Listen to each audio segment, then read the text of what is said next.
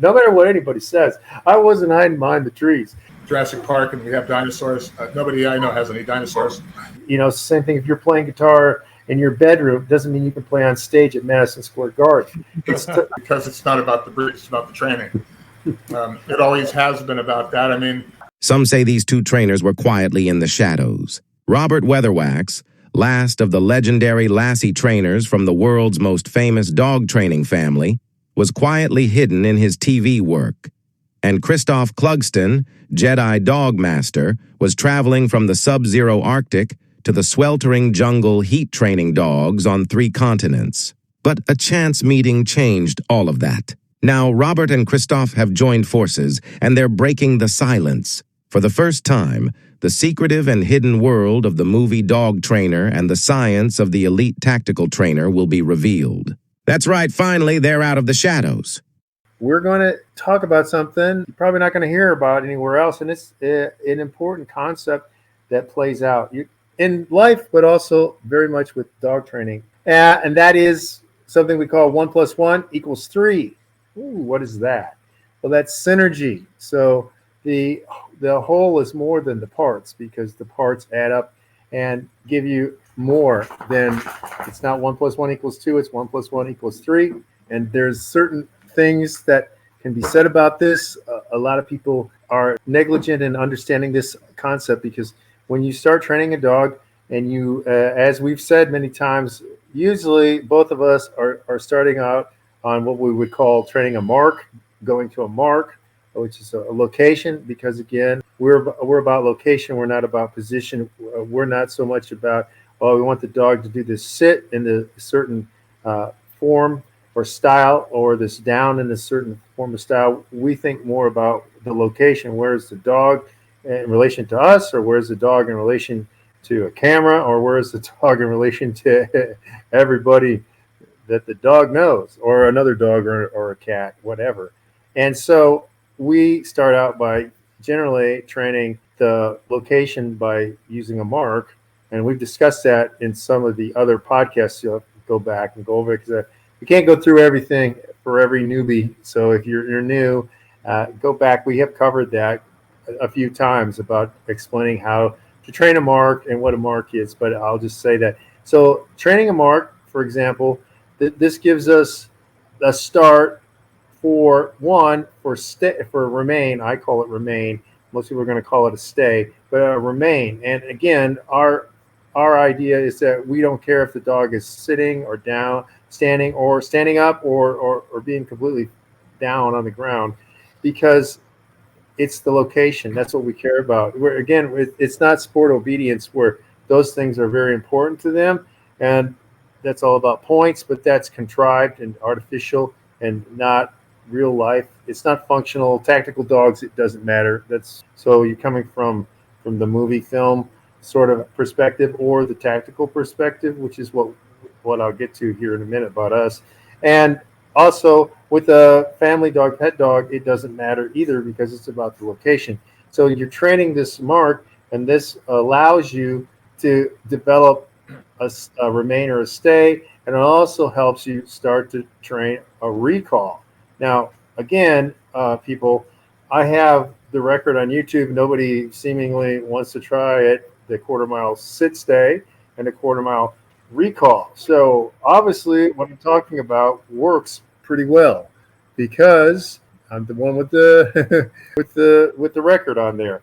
And this is a case, again, of synergy, because I've used every step we take in the training helps us develop and advance the dog to another level, and it allows us to train faster and faster, because it's just like if you were training somebody training or someone mathematics. There's a certain logical progression that makes it easier. You can't go to algebra if you can't do addition, subtraction, multiplication, and division, and then on, and then you get into theoretical mathematics, but you can't do that without knowing what would be called concrete mathematics. So these things are the same things we're doing, and a lot of people don't realize this and don't do this.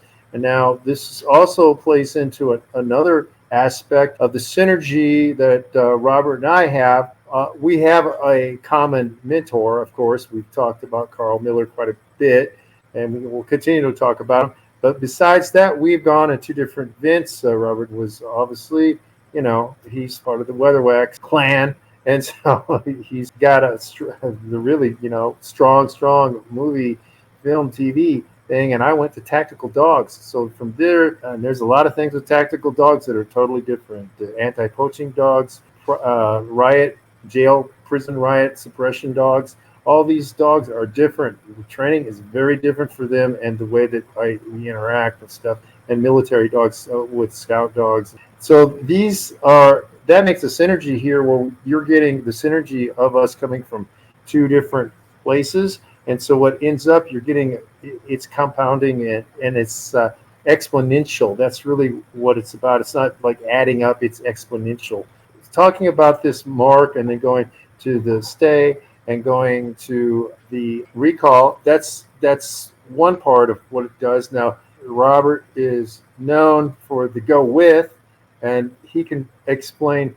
I think that's a good way to explain part of this synergy thing, don't you, Robert? Is that a good one to jump off on for you? Yeah, exactly. The thing about the synergy is you're trying to create situations where the dog is working away from the trainer. That's what the whole purpose of the mark is create distance between the trainer and the dog. For example, if you had a dog coming into a scene and you wanted them to go easy, you might have another mark set up in front of the mark they begin on, so that they're not thinking of going fast, they're thinking of a destination, which is another mark, which is maybe only 5 feet away, maybe closer than that in the beginning.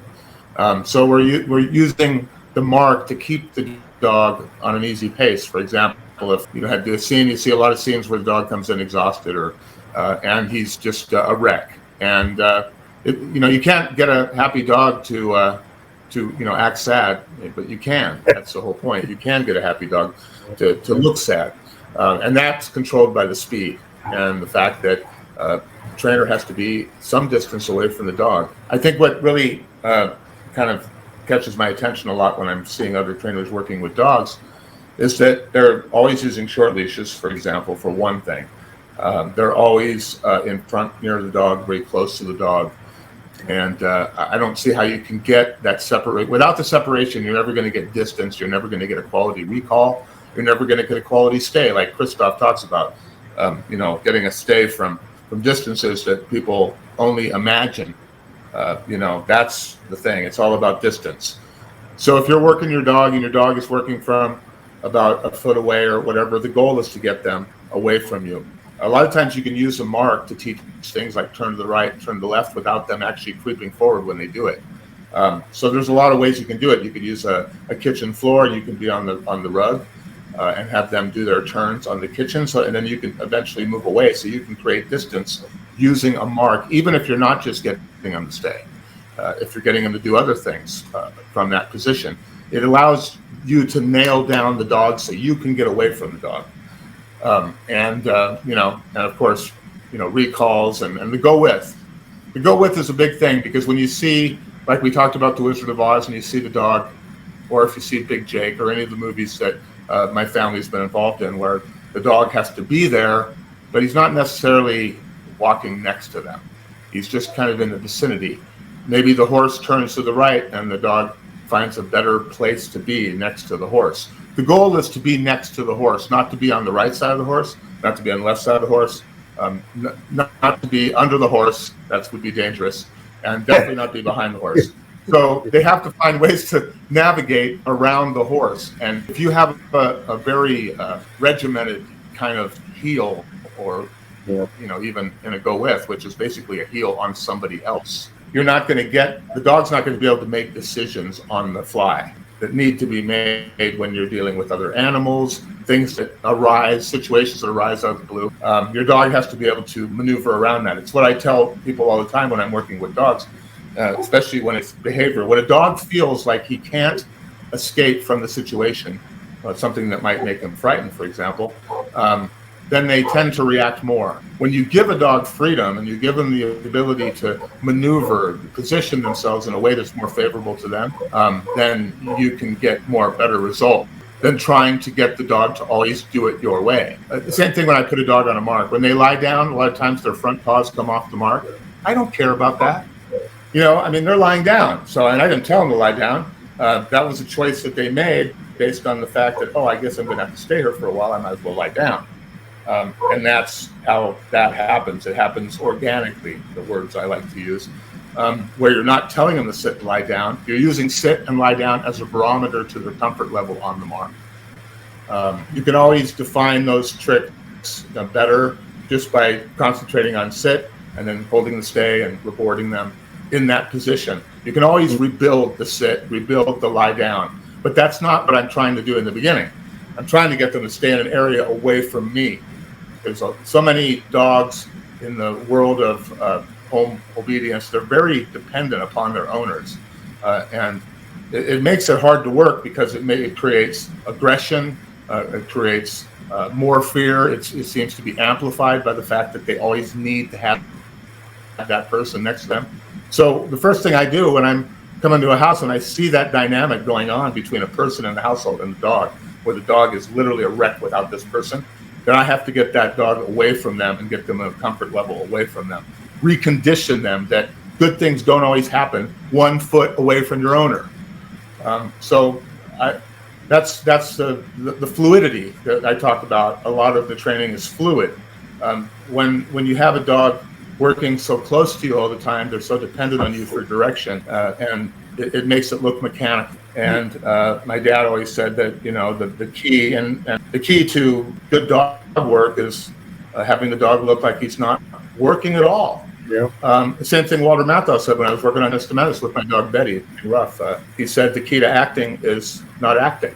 Seems pretty simple, but that's kind of what you have to do with dogs. You have to give them a little chance to show their individuality and not make them a cookie cutter copy of another dog you may have trained sometime before that. Take advantage of the individuality of the dog and start to develop distance early. I mean, wouldn't you agree, Christophe? Yes, and there's a lot here because you covered so many things. I'm trying to take mental notes so I don't forget all the different salient aspects that you brought up.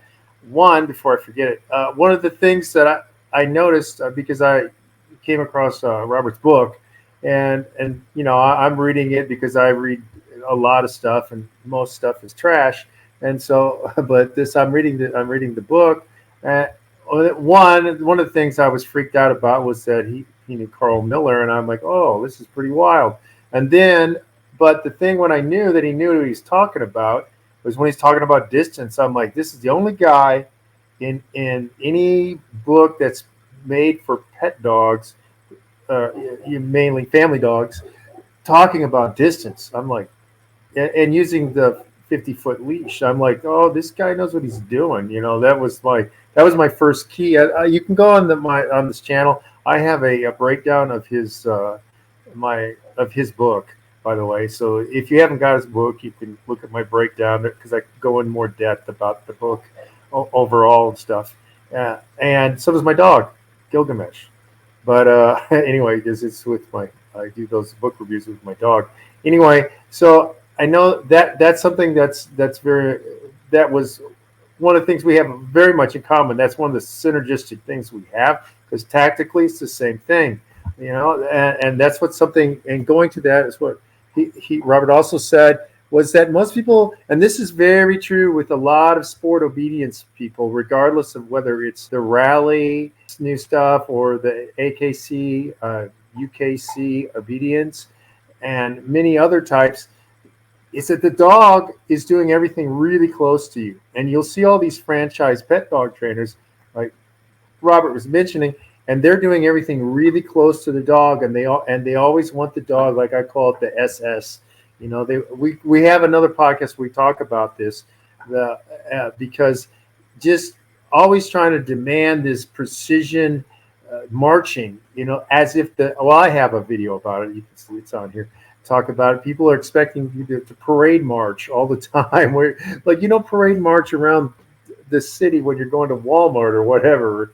And this is the same thing people are trying to do with their pet dogs. And I don't know why I guess they think it makes them look like they're a cool trainer by doing it, but it's hemming the dog in. And this, before I forget, also Robert was saying you got to have the dog start to learn to make decisions And this is something that's crucial with sled dogs, where this is where I have, especially the lead dog. The lead dog has got, and the lead dog can make a decision better than you can, and especially if you're 15 dogs back and it's dark. Like you may want the dog to go left, but he realizes you're near a cliff. He's not going left, and that's because he has that ability, and he's been allowed to develop his own ability, which is what Robert was talking about with the horse. Go with the horse and don't get underneath, which I think Dalmatians were really good at that with carriages. That's one of the reasons why they used them, because they would actually get underneath the carriage and not get run over and stuff. But anyway, things you learn on here, people, things you learn about all sorts of stuff. I know a lot of stuff about dogs. Anyway, so what Robert saying is just when you start doing this, it's like an umbilical cord, as people would say with humans, right? When they're adolescents or something, it's time to cut the umbilical cord and and get some freedom and make your own decisions. And this is the same thing that we're saying with these dogs, and the same thing with sheep herding dogs and such. Livestock guarding dogs are a total different story. I don't want to get into that. We'll get off into the tangent, and I don't want to do that. But sheep herding dogs, they've got the distance. That working close to you is something they only do when they're bringing everybody in. But they start out a long way away, and they've got to be able to respond to things and to directions and signals to go left or right. And they have some weird things they use, come by and all this stuff. You guys can look it up and start studying them if you want to. But this is something with the movie dogs and looking natural.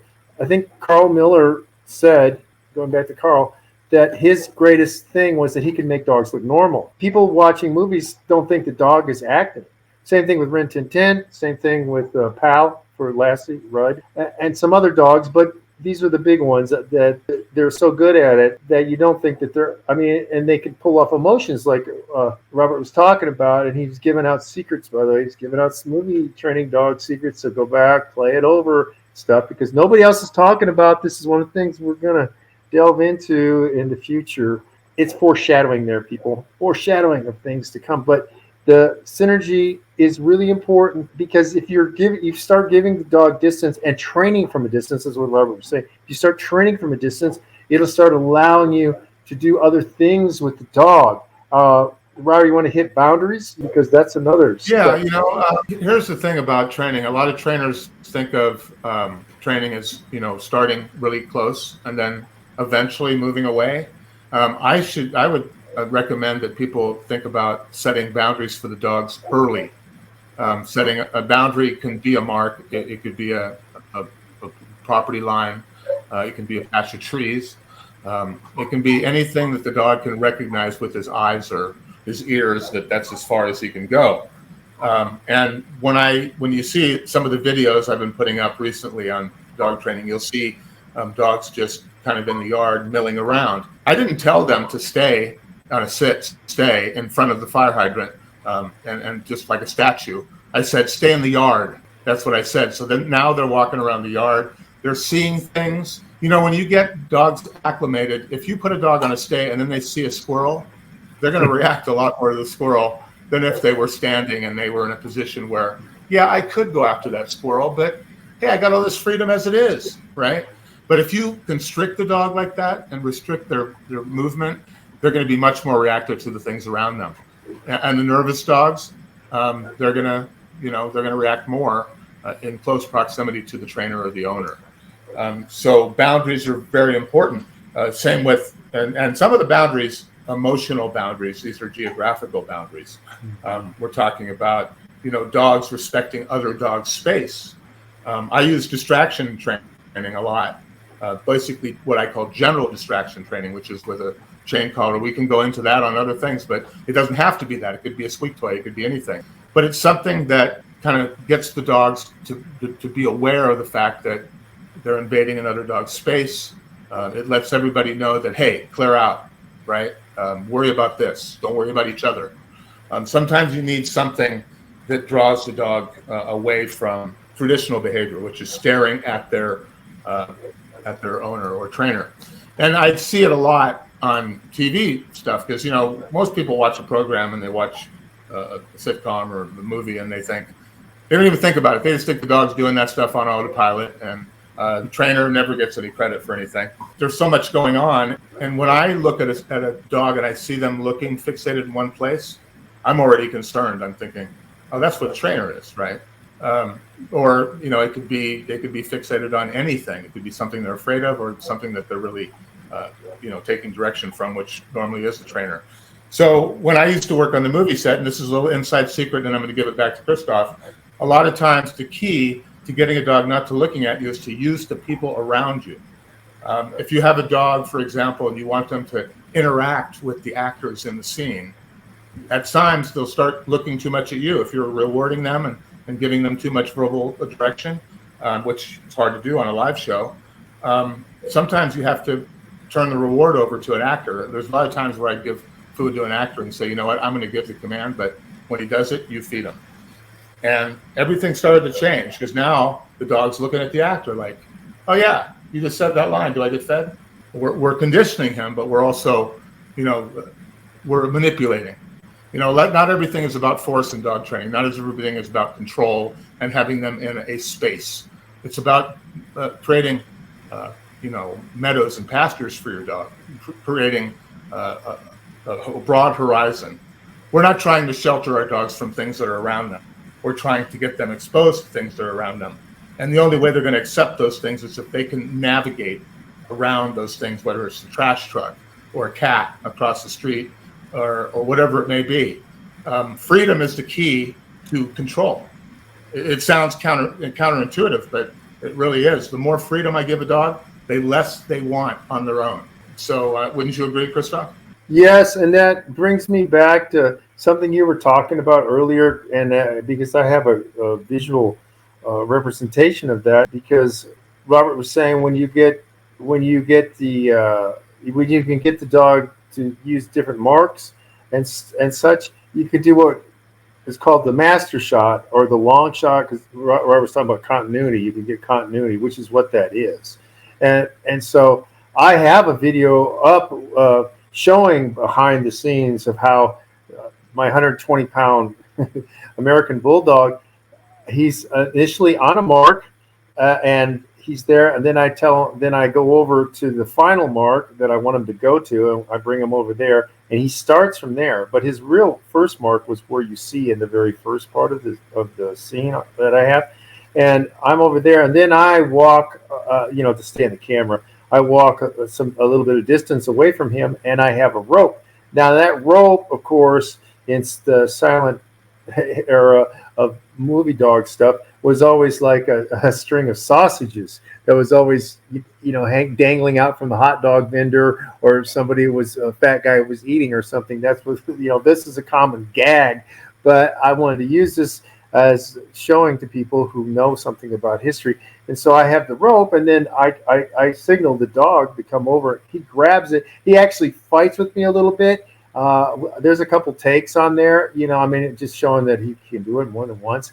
And each one of those is a little bit different. It's just like every time you deliver a line or something, it's not going to be the same thing. It's not going to be exactly the same thing. So his struggling is a little bit different every time. But he struggles, and then, he takes the rope, which would be the sausages, and goes off to his mark. Now, this all can be shot with one camera, because I don't need the normal scene with an assistant and some other people, and then they edit. They show him here, and then they show him going up and grabbing, and they show him struggling with it, and then they'll show him leaving, and then they'll show him at the final destination. Those are all cuts. It's easier to do that sort of performance. But what I'm showing is that, yes, look, here's the dog again, an American Bulldog at 120 pounds. Most people would never use this dog for that type of scene because they're difficult to train. But I have it, I've done it. And so the thing is, that's exactly what Robert was saying. This is the synergy of stringing together some marks, because he knows his marks. He knows where he's going. And it looks natural. It's what you with movie stuff. You're trying to get it to look like the dog did all this on his own. That this is where he was going. It had nothing to do with me, And that's the sign of a good trainer. You don't want it to be regulated like it's IGP and stuff like this, and they're prancing and stargazing and all this stuff, which is artificial as hell. And we don't definitely want that with tactical dogs because it distracts them from their job they're trying to do. Because if they're actually healing, if they're going with somebody, this is like to go with, they're doing something. They're paying attention to things out in front of them or to the sides, where their vision is much better than ours, by the way. They have a wider field of vision, that is. And so we don't want him staring up in the air. He could fall in a hole. He's not doing what he's supposed to. That's just ridiculous, contrived stuff. But this is these are parts of things that build on each other. Is what the whole thing is about. The 1 + 1 = 3.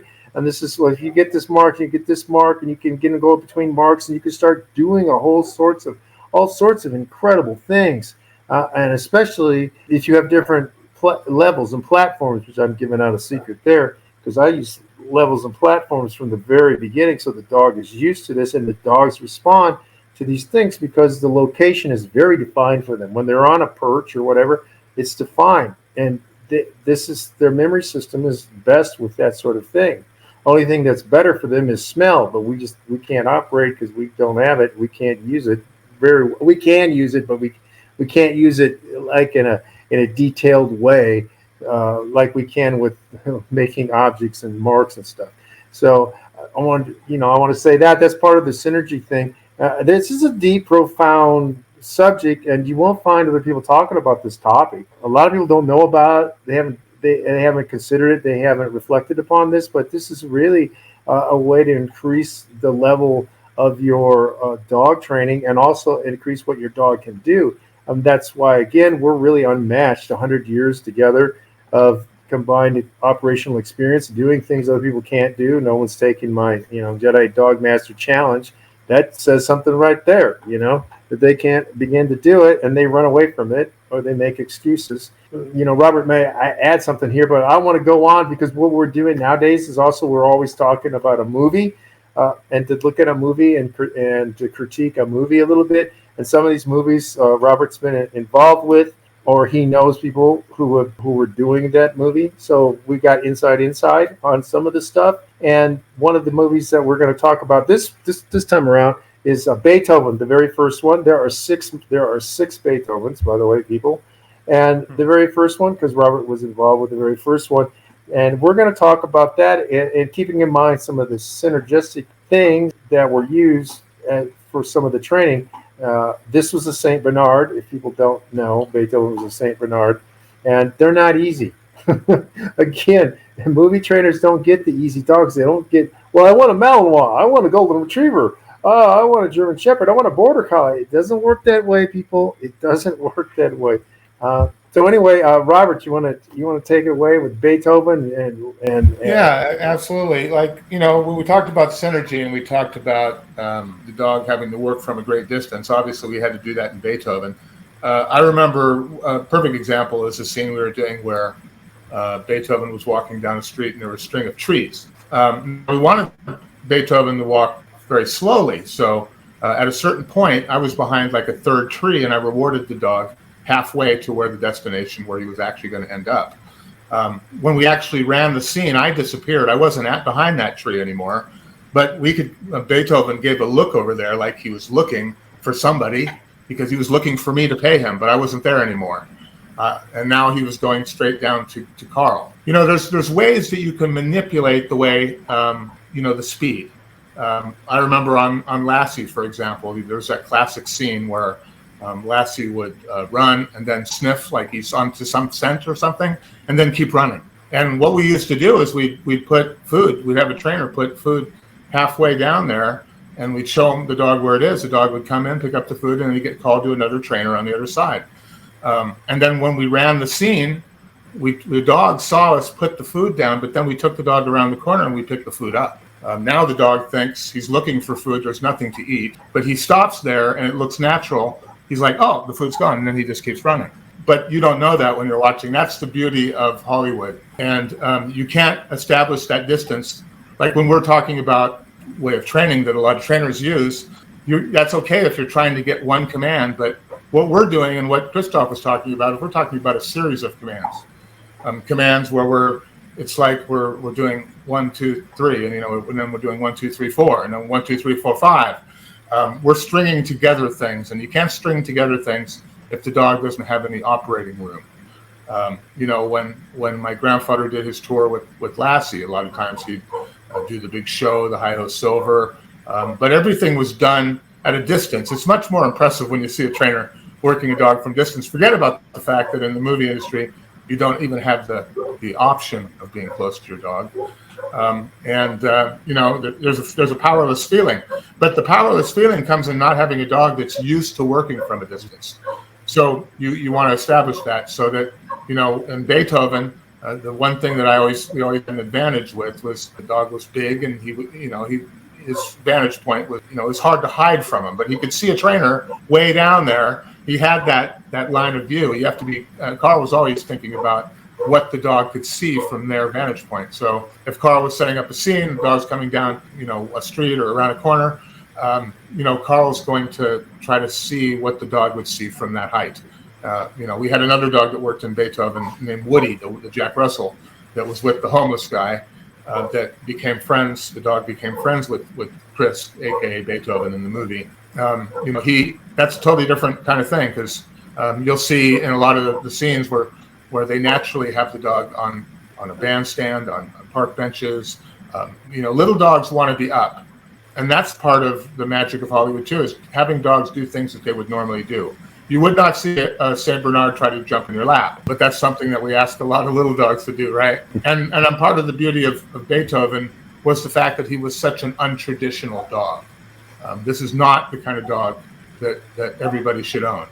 Matter of fact, every time you see a movie like a Beethoven, people run out and start getting a Saint Bernard, thinking that, wow, he's going to be just as good as Beethoven. Or Beverly Hills Chihuahua, it's like, I'm going to give you a Chihuahua. And then you find out that, wow, that dog's a lot different than the one I have. That's because it's not about the breed, it's about the training. It always has been about that. I mean, Carl did Cujo as well, another Saint Bernard, completely different character than the one that we portrayed Beethoven. But yeah, I did work on the first movie. We prepped twice, actually, for Beethoven. When it was originally being cast and the production began, they were trying to get John Candy, and John Hughes was producing the movie. When he couldn't get John Candy, he just scrapped it. We thought Beethoven was over. We had been prepping another dog that ended up not being the one we used, but we were prepping another dog. They shut down production. We thought, okay, that's the end of Beethoven. And as Christophe said, they ended up making 6 movies. I was only involved in the first 2. Yeah, it was a franchise, much like, not to the degree of Lassie or Rin Tin Tin, but it's definitely a franchise. And I've always been really proud to have been a part of Beethoven. And it was not the first movie I'd done with Carl, but it was the biggest movie I did with Carl. And he gave me a lot of responsibility in that movie. I was kind of like a swing guy. Sometimes I was helping Glenn with the little dog. Sometimes I was helping Carl with the Saint Bernard. And then we had other trainers who came in, all the dogs that had been captured by the bad guys, all those dogs. We had other trainers that came in for that. People don't realize that, that's why on Lassie we used 3 trainers. And when I was doing Commissar Rex with Teresa Miller, we used 2 trainers. You can't do movie work without an extra trainer, at least one other trainer, because how do you get a dog to go to nowhere, right? With enthusiasm. Obviously, that will happen when you're going to a person they want to go to. But let's say they have to go to, like go to a mark or something that's not emotionally attached, something that is more generic. That way you can show a dog that has less enthusiasm. A mark is more like, it's duty, we're doing it. But when we're getting enthusiasm, we're going to another trainer, because that trainer is like waving a towel and he's jumping up and down. And depending on what you want. If you want a dog to come slow, you're moving very slow. Your motions are very slow. But you've already developed distance. When you're going A to B, I did a lot of A to Bs when I was working on, say, Married with Children. A lot of times the dog just came down the stairs. But there's a lot to it, because sometimes the dog came down the stairs slowly. Sometimes the dog went down the stairs quickly. And a lot of it happens with the other trainer. So that's what I did a lot of swing assistant training on Beethoven. Now there's other movies where I was head trainer. and I always had another trainer working with me. But even when I was head trainer, I don't think I ever worked as many scenes as we did in Beethoven. It was just one after another. So much like, Lassie or, and we did, I think that was the first time I'd seen animatronics used, where we used what they call the snorkel cam for the pool shots. And, and that was kind of the beginning of the end, right? Where now we're seeing so much CGI, it's hard to tell what is the dog and what is not the dog. I could understand that when we're doing Jurassic Park and we have dinosaurs. Nobody I know has any dinosaurs, but everybody's got dogs, and we don't need to we don't. I think if dog work were, I don't know, there were more well-trained dogs in the industry today. It doesn't seem like there are. If there were more well-trained dogs in the industry, there would be more roles for dogs. And there are, and the movies that you do see, it's because there's an exceptional dog with an exceptional trainer fit the role. It's like you can't do Top Gun without Tom Cruise. You got to have a great trainer. It's not enough to have a great dog. But that's what the people think when they watch the movie. They just think, wow, that's a fantastic dog. I need to have that breed. Wouldn't you say, Christophe? Yeah, there's a lot of things. One of the things that I'm not going to get into because it deserves its own episode, and that's down the road later. And that's about Rin Tin Tin, because that dog did stuff, and that was one trainer, and Lee Duncan. He had a deal with Warner Brothers that he didn't want to film anything that was not natural, that wasn't, and he didn't want to do any fake stuff. So all the things that dog did were real, and he did that stuff by himself. This is the pioneer of movie dog training, and that dog has never been equaled in action. But I don't want to get into, because I would go off for hours. I know a lot about Rin Tin Tin. I will say this though, however, Rin Tin Tin, the German Shepherds of that period of time, were more like what Dutch Shepherds are now. That dog, Rin Tin Tin, was 65 pounds. That's why he could jump 12 feet vertically and 22 feet horizontally. It's also why he was really fast too. But what I add to that is that all these things with Rin Tin Tin is the same thing. The synergy, that's a big deal with how he trained Rin Tin Tin. Is this synergistic thing that we're talking about here? It may seem like we're losing touch with the baseline of our thesis here, but the synergy is always there. And one of the things that I wanted Robert to talk about, because I'm watching. I watched all six recently, all six of the Beethoven movies, and there's different things in different ones that to look forward. The dynamic with Charles Grodin, I think, is a big deal for the first two movies. Judd Reinhold came in for the 3 and 4. There's a dynamic there. He plays more of a nerdy type of guy, I guess. Grodin was more like, I'm a serious business. I'm about making money, and the dog is in my way. Sort of. That was really the kind of the mindset. And I think that worked really well. But one of the things, watching it as a dog trainer, one of the things that I thought was impressive, and something that obviously Robert can talk about, it's when the little girl and Chris, that's the dog, Saint Bernard, I think it's Chris, are in the swimming pool, and she's grabbing onto the dog, and he swims to the thing. Can you tell us what really went on with all that? That's because that's impressive. I mean, that's where they used the snorkel cam, because they had the dog actually jump in the water. They had a scene where the dog jumped in the water, and they had initially they had the girl holding onto the dog, and they had a snorkel cam so that you could see the dog's point of view as he's with the girl. Now, there was a point there where they actually had a robotic. You can actually see it at the very end, but the dog's doing the work. But there was a certain part where the dog was swimming, and they wanted it to look more vigorous because the dog was a really good swimmer. They used the robotic, and it was like just a head in the water. And I could tell when I watched the movie afterwards, because of the way that the water sat on the hair. because it wasn't natural hair, so it dried funny. But anyway, but you don't notice those things when you're watching the movie. But anytime you have to have dogs working in water, it's always going to be, it's just another obstacle, because a lot of dogs, that's why when we work dogs for movies, we always got them accustomed to water early on. Yeah. And so the more things you can get a dog exposed to, the better it is. Well, the thing that I want to ask about is that because people are not going to understand this, is like how much rehearsal was done before the girl, because the girl is clinging to the dog. I mean, this will freak most dogs out. They think they're going to be drowned. It's the thing. I mean, people just say, oh yeah, she's because Robert and I can talk about another thing where a trainer tried to put a dog into a fake river current, and the dog almost drowned. And because it's all stupid. It was all mistakes. It was the wrong dog. It was everything was wrong. But see, this happened, and I'm like, that's what got me thinking that this was impressive, was because the dog didn't freak out. And so it's like, how much rehearsal. A lot of it too is being in the water with the dog, showing the dog, hey, I'm in the water too. A lot, when you saw that TMZ video, I won't name the movie, but you saw a dog being thrown in the water. Much different. When we did scenes with Lassie, like maybe we had to do a crossing or something in the series, we had, Lassie swim in, but there was always somebody on the receiving end. So if something happened, right? When we did Beethoven, perfect example. If you remember the scene where the two young executives got wrapped up in the chairs and got dragged down the street. That's David Duchovny. What's his? From X-Files. Yeah, exactly. Yeah. And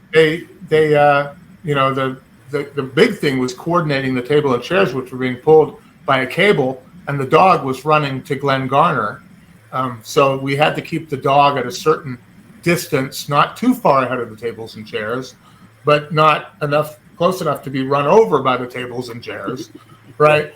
So there's a lot of things that play into the situation, whether it's water, mechanical chairs that are going down the sidewalk. You just never know but it might be rain. I mean, I had to do a scene with Betty and Dennis the Menace where she had to bark, and then they said, oh yeah, can you do it from the next house over? And I said, oh yeah, no problem. I said, can you do it while it's raining? I said, yeah, I think I can. And we did. But, they throw in stuff, and you're like, wow, I didn't have that. I didn't really prepare for that. You're fired. It's just that happens that quickly, too. A trainer can't provide what they want. Sometimes they can, write it out. But if it's really key to the story, that's what happened in Lassie Come Home when that dog couldn't swim the river, but Pal could. You have to think about, that's why the dog we ended up using in Beethoven and all those movies, Chris, we tried another dog. He didn't really have the right stuff. And then we ended up with Chris. We were lucky enough to find a dog like that. He's a great dog, but he also had some great trainers working with him. Carl and Glenn were two of my mentors. And, I learned a lot on that movie. And I learned a lot about working with multiple dogs, because I end up doing that again down the road with like Homeward Bound 2 and different projects that I did later. But we're getting dogs to get along too, and that creates a synergy as well, because when dogs start to run, they want to fight, right? And you have to get those dogs to get good at running together. It's not the same as posing them on a corner side by side. That's easy. There's really nothing going on there.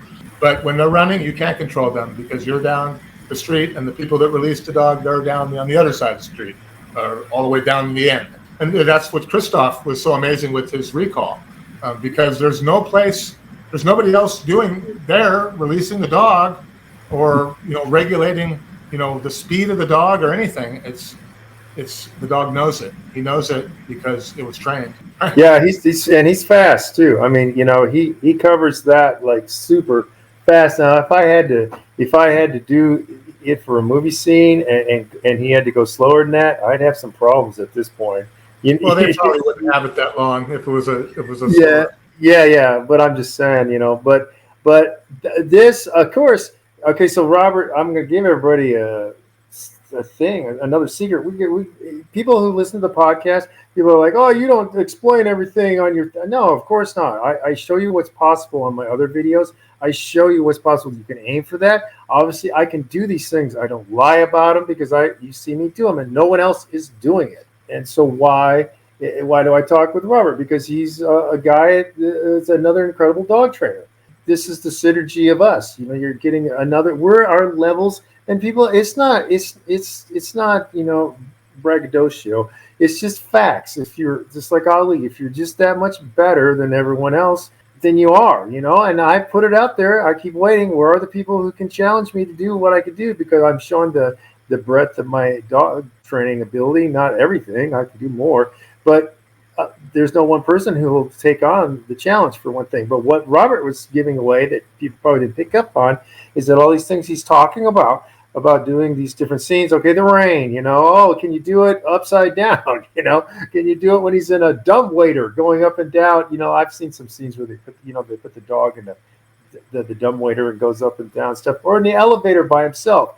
And this means what? This is where Robert's coming up with distractions. Distractions are what I do with the pet dogs, with the family dogs.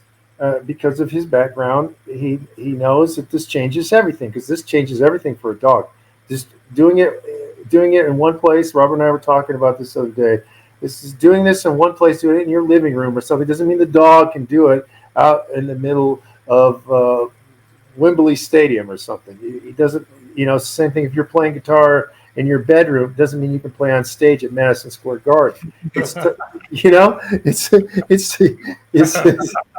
it's totally different. And the thing is that you have to, with the dog, every single one of these has to be done so much that the dog can start generalizing, as we call it, so that he can adapt to other situations, because it's a new situation. He learns something, and that's what Robert was saying also when he was saying, if you're training the dog from like a foot away, the dog, that's his perspective. And some people call that a picture. Some dog trainers talk about that. You're training the dog through pictures, because the picture that they have is here close to you. And they know this thing here close to you, but they don't know it at a distance. So that's one way to describe this. We're creating a different picture for the dog. And these are the things that we're bringing to it. And what we're really doing is shattering the paradigm of the normal pet dog trainer, the normal obedience trainer, that have been doing this for decades, and they go on, and these people, they can't break this paradigm, and we're actually giving out ways to break the paradigm right here, and nobody's paying us a cent. In fact, I'm spending money to put it out there.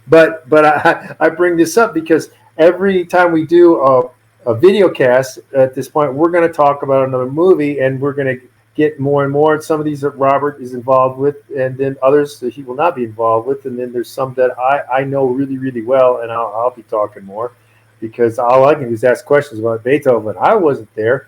I wasn't hiding behind the trees. No matter what anybody says, I wasn't hiding behind the trees in that movie. And some things I know to look for, because I know the hedges and stuff. I'm like, I know somebody's behind that hedge. I'm like, was that you, Robert? Were you the one behind that hedge? Because I know when Beethoven goes into the hedge, he's not going to the hedge because he wants to go to the hedge. He's going to the hedge because there's some guy on the other side. Hey.